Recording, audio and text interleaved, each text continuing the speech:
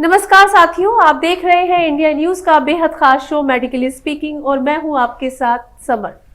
साथियों, दिल्ली एनसीआर में हवा की गुणवत्ता बेहद खराब हो चुकी है। हवा इस कदर जहरीली हो चुकी है कि इसके संपर्क में आने से कई गंभीर बीमारियां तक लोगों को घेर रही हैं। ये प्रदूषित हवा छोटे बच्चों से लेकर बड़े, बूढ़े, नौजवान सभी के लिए नुकसानदेह है। इससे खांसी, जुकाम, बुखार, अस्थमा, फेफड़ों की समस्या, सांस की बीमारियां, सिर दर्द और चिड़चिड़ेपन जैसी समस्याएं बढ़ रही हैं। अस्पताल और क्लिनिक में रोगियों की लंबी कतारें लगी हैं। कुल मिलाकर दिल्ली एनसीआर समेत नॉर्थ इंडिया के कई शहर एक गैस चैम्बर में तब्दील हो चुके हैं।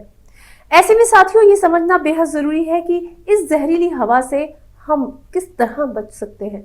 हवा के संपर्क में आने से जो बीमारियां हमें घेर लेती हैं, हम उनसे कैसे खुद को बचा सकते हैं। साथियों, ऐसे तमाम सवालों के समाधान जानने के लिए हमारे साथ एक्सपर्ट डॉक्टर विभू कवात्रा जी जुड़ रहे हैं, जो कि पल्मोनोलॉजिस्ट हैं। डॉक्टर विभू जी, इंडिया न्यूज पर आपका बहुत बहुत स्वागत है। शुक्रिया। डॉक्टर विभू, सबसे पहले तो आप हमारे दर्शकों को ये समझाइए कि हमारे आसपास वातावरण में हवा की जो सफेद चादर सी फैली है, जिसे हम स्मॉग कहते हैं, ये हवा है, आखिर इतनी जहरीली क्यों है? इस हवा में आखिर ऐसा क्या है जो इसे प्रदूषित कर रही है?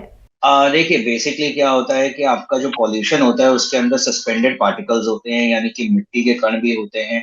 ठीक है, इसके अंदर जो होता है वो सल्फ्यूर SO2 होता है और नाइट्रोजन ऑक्साइड होता है। तो ये सब चीजें जो होती हैं ये मिक्स करके जो होता है वो एक AQI टाइप की चीज बनाते हैं, जो हमारी एक डिफाइंड होता है क्वोशिएंट, जिसको हम बोलते हैं।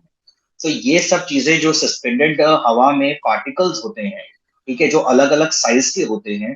जो आपने बहुत कॉमनली आपने सुना होगा ना, PM2.5 है, PM10 है। तो ये होते हैं बेसिकली पार्टिकल साइज होते हैं। तो ये सस्पेंडेड पार्टिकल्स होते हैं जो एयर में होते हैं, जो आपका बेसिकली पॉल्यूटेंट्स हम लोग कहते हैं।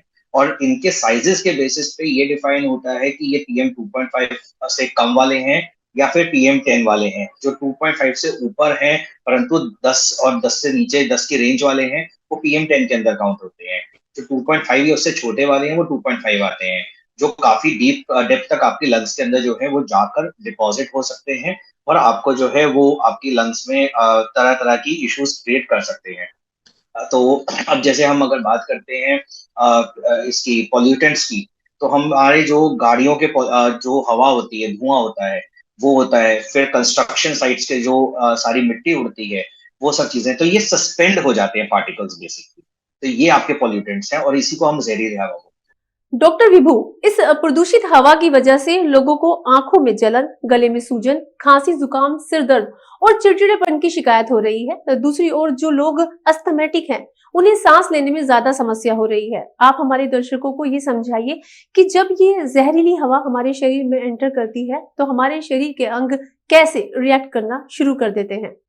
देखिए, एक बहुत सरल भाषा के अंदर बोलेंगे कि आप जो है वो अगर गाड़ी के जहाँ से विंड जो पाइप होती है, एग्जॉस्ट पाइप है, उसके आगे खड़े हुए हैं और आपके पास कभी ऐसा हुआ होगा, एक्सपीरियंस हुआ होगा कि जो ट्रक है उसने आपके मुंह पे हवा फेंकी है और एकदम ऐसा होता है कि घुटन महसूस होती है।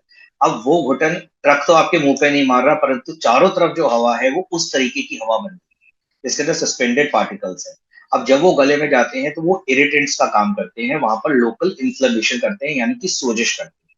तो हमारे नाक में जा रहे हैं। अब जैसे मैं आपसे बात कर रहा हूँ तो मेरी आवाज थोड़ी भारी हो रही है, क्योंकि बात करते करते भी जो मैं ब्रीद इन और ब्रीद आउट कर रहा हूँ वो वही हवा है, प्रदूषित हवा है, जिसकी हम बात कर रहे हैं। तो उसकी वजह से क्या होता है कि गले में भारीपन, चोकिंग जैसी सिचुएशन आने लगती है। अब जो छोटे बच्चे हो गए या बड़े बूढ़े हो गए, उनको ये प्रॉब्लम ज्यादा महसूस होती है, बिकॉज उनकी जो मस्कुलर कैपेसिटी होती है वो थोड़ी कम होती है और लंग कैपेसिटी भी थोड़ी कम होती है। Over the period of time जैसे जैसे एज बढ़ती है तो लंग कैपेसिटीज चेंज होती चली जाती हैं, प्लस आपकी मसल्स भी थोड़ी वीक होती चली जाती है। एज अ रिजल्ट आपको ये सिम्टम्स ज्यादा महसूस होते हैं। ऐसा नहीं आप में ज्यादा है, पर ज्यादा महसूस होते हैं। अब रही बात जो, जब मैं कहूंगा जब ज्यादा महसूस होते हैं, मीन्स डजंट मीन कि आपको नहीं है, मुझे नहीं है, पर जो जवान आदमी है वो शायद उसके वो थोड़ा ज्यादा झेल पाता है इस चीजों को। पर आज की डेट के अंदर जो जवान व्यक्ति है या जो यंग बच्चे हैं, 13, 14, 15 साल वाले, उनको भी प्रॉब्लम्स महसूस हो रही है। अब रही बात जिनको अस्थमा है या जिनको सांस की किसी भी तरीके की प्रॉब्लम है, उनके लिए तो ये बहुत ही ज्यादा जहर है, क्योंकि उनका अस्थमा जो स्टेबल, हम लोग एक बात करते हैं कि अस्थमा स्टेबल है, यानी मरीज अपनी दवाई ले रहा है, गाड़ी बिल्कुल सही चल रही है, वो सडनली आपकी गाड़ी जो रहती है वो हिलने लगती है, आपकी खांसी शुरू हो जाती है, आपको प्रॉब्लम शुरू हो जाती है। अनदर थिंग इज, हम लोगों का सारा फोकस रहता है लंग्स के ऊपर।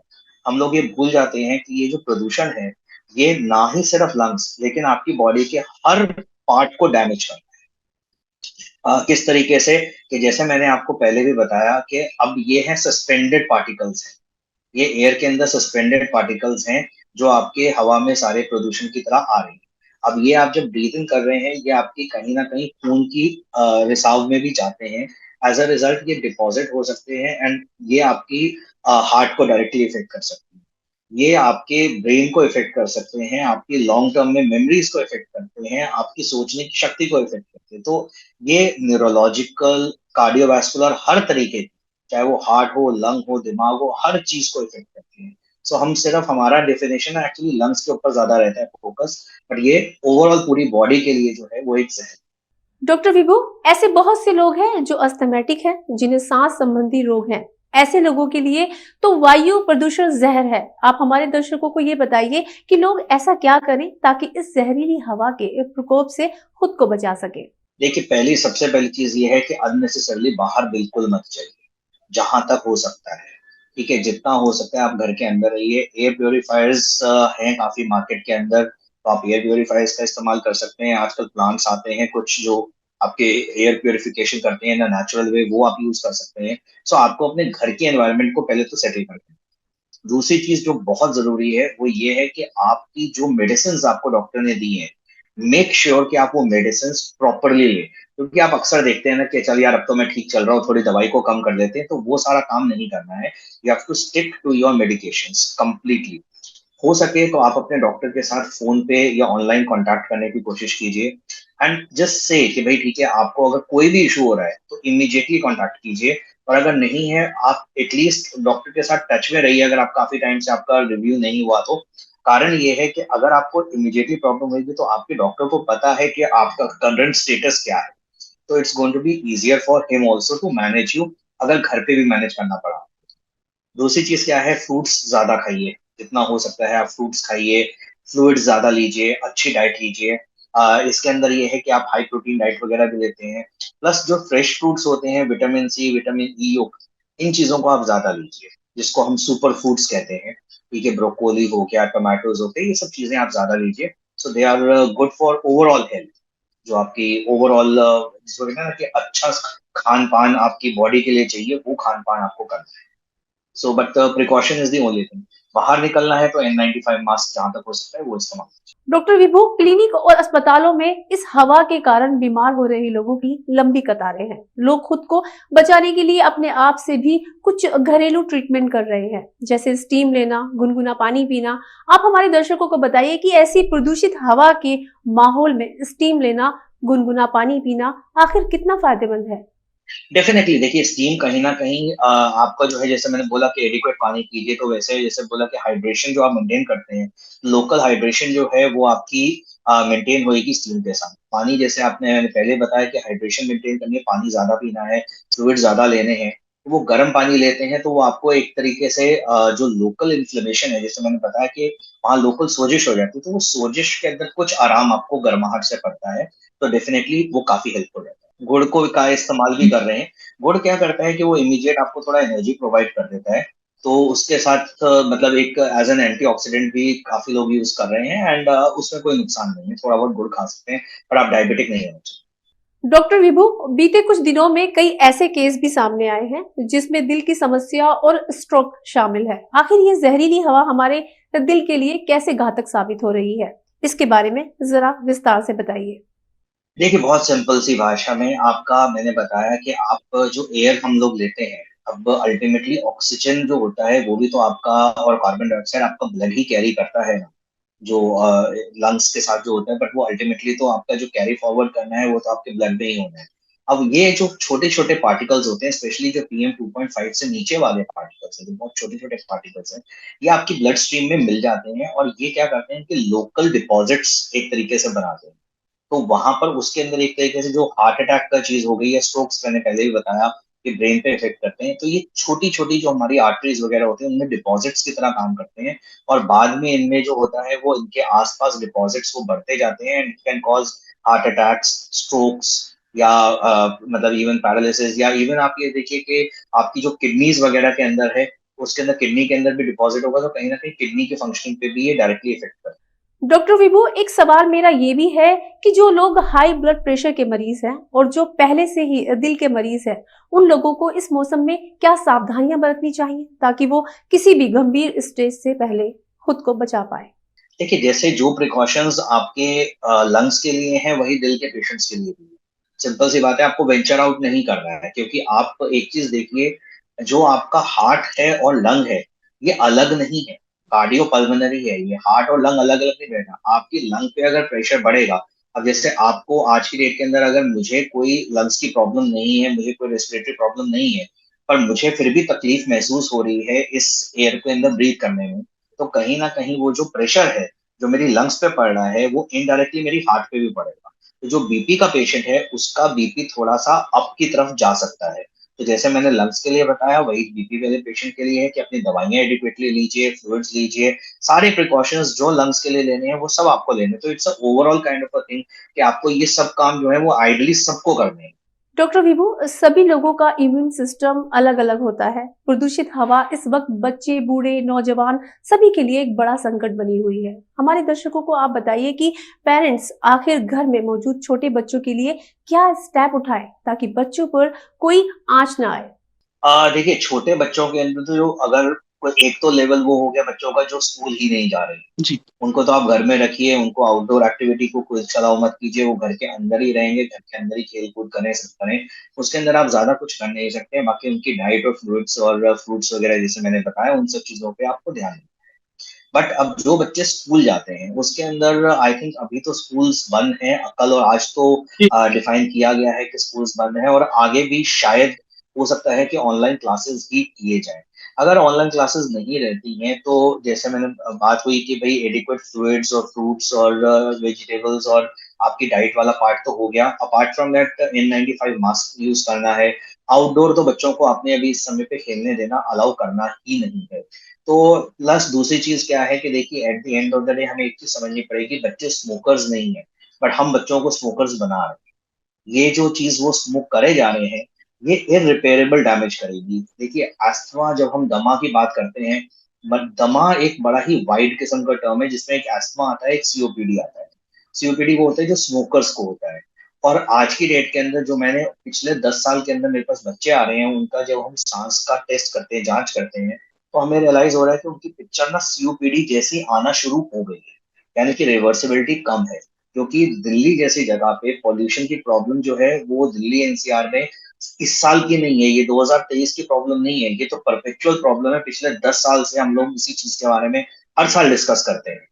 तो ये चीज जो एक्सपोजर्स हैं और जितने अर्ली एक्सपोजर्स होंगे उनकी लंग्स को उतना ज्यादा डैमेज होगा। ये चीजें हैं जो प्रॉब्ली शायद सरकार को जो है वो सीरियसली लेकर इसके बारे में कुछ करना चाहिए। डॉक्टर विभू, प्रदूषण से प्रदूषित हवा के कारण लोगों को गले में इन्फेक्शन, खांसी, जुकाम और सांस की समस्याएं हो रही हैं। लोग घर पर ही रहकर इलाज के घरेलू तरीके अपना रहे हैं। आप हमारे दर्शकों को ये बताइए कि आखिर कौन से वो सिम्टम हैं जो लोगों को खुद में दिखाई दे तो वो खुद डॉक्टर के पास जाए।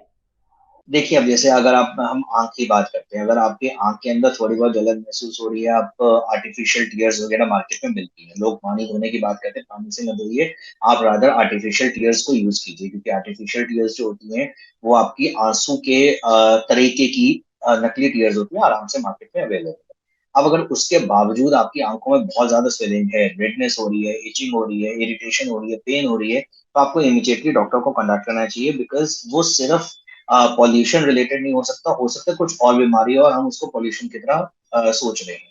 दूसरी बात है, जैसे लंग्स का मैंने आपको बताया कि अगर आपको थोड़ी गले में खराश है या सांस में थोड़ा ऊपर नीचे थोड़ी महसूस हो रही है फील, तो तब तक तो ठीक है। परंतु अगर जैसे आपका अस्थमा के केसेस हैं या सीओपीडी केसेस हैं जिसके अंदर आपको पता है कि भाई मेरी बीमारी चल रही है और मुझे तकलीफ हो रही है, तो चाहे आप ऑनलाइन ही सही पर अपने डॉक्टर के साथ कॉन्टैक्ट कीजिए इससे पहले कि आपकी हालत ज्यादा बिगड़े। अगर आपको खांसी जो है वो थोड़ी बहुत है, थोड़ी सी ठसका सा है तो परेशानी नहीं है, परंतु अगर इंट्रैक्टेबल सी कफ है कि लगातार कॉफिंग हुए जा रही है, सांस लेने में बहुत तकलीफ हो रही है, सांस में से साई साई की आवाजें आ रही हैं कुछ है, तो आपको इमीडिएटली डॉक्टर के पास जाना। अब चेस्ट पेन अगर आपको होता है किसी भी पॉइंट पे, तो इसको कृपा करके ये मत सोचिए कि यार मेरे को तो एसिडिटी हो रही है, मुझे गैस हो रही है। चेस्ट पेन किसी भी समय पे या भारीपन चेस्ट में, आप इमीडिएटली डॉक्टर के पास जाइए, एक बार अपने आप को क्लियरेंस करवा लीजिए। हो सकता है कि ये पॉल्यूशन की वजह से माइनर चीजों पर हो सकता है ये हार्ट अटैक, ऐसा नहीं होना चाहिए। और ये चीज अब आज की डेट में आई थिंक बेमानी हो गई है कि हम कहते हैं यार हार्ट अटैक तो वही ओल्ड एज में होता है।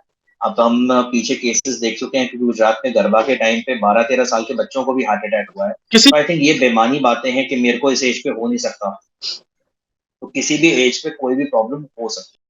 अगर आपको बॉडी में कहीं पे भी वीकनेस महसूस हो, कि हाथ में पैरों में कहीं पे भी वीकनेस महसूस हो, इमीडिएटली जाकर अपने डॉक्टर से मिलिए, बिकॉज ये स्ट्रोक का लक्षण हो सकता है।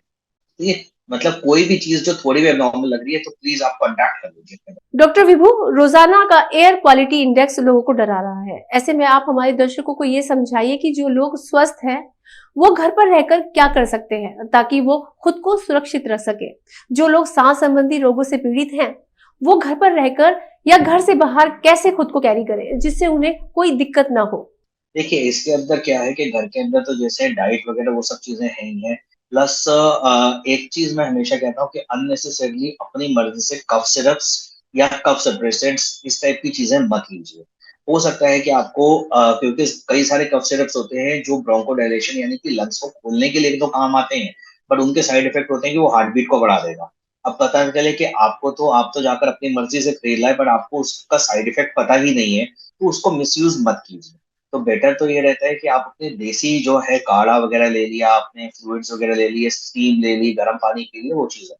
बाहर निकलते हैं तो ऑब्वियसली आप मास्क का इस्तेमाल कीजिए। इनहेलर जो होता है वो आप अपने डॉक्टर के साथ एक बार बात करके, आप इनहेलर जो होते हैं वो एसओएस इनहेलर्स भी होते हैं, यानी कि अगर ज्यादा तकलीफ है तो आप यूज कर सकते हैं, तो वो इनहेलर्स अवेलेबल हैं, तो आप उनका भी इस्तेमाल कर सकते हैं। बट वो सिर्फ वेल डिफाइंड होना चाहिए, कि आपको पता होना चाहिए आपने डॉक्टर से बात की है, कितना यूज करना है, कब यूज करना है, वो आपको आपके डॉक्टर जो है वो आपकी कंडीशन के हिसाब से बता। डॉक्टर विभू, आपने बहुत ही आसान और सरल भाषा में हमारे दर्शकों को प्रदूषित हवा से हो रही बीमारियों से बचने के तरीके बताए। आपका बहुत बहुत शुक्रिया। मैं उम्मीद करती हूँ कि हमारे दर्शकों को आपके द्वारा दी गई सभी जानकारियां बहुत काम आएंगी। बहुत बहुत शुक्रिया हमारे साथ जुड़ने के लिए। दोस्तों, हवा प्रदूषित है, लेकिन ऐसा हो नहीं सकता कि लोग घर से बाहर न निकले। ऐसे में जरूरी है कि आप एहतियात बरतें, जितना ज्यादा हो सके पॉल्यूशन के संपर्क में आने से बचें, खुद को हाइड्रेट रखें, अच्छी डाइट लें, N95 मास्क का उपयोग करें और अपने परिवार की सेहत का भी ख्याल रखें। फिलहाल मुझे दीजिए इजाजत। नमस्कार।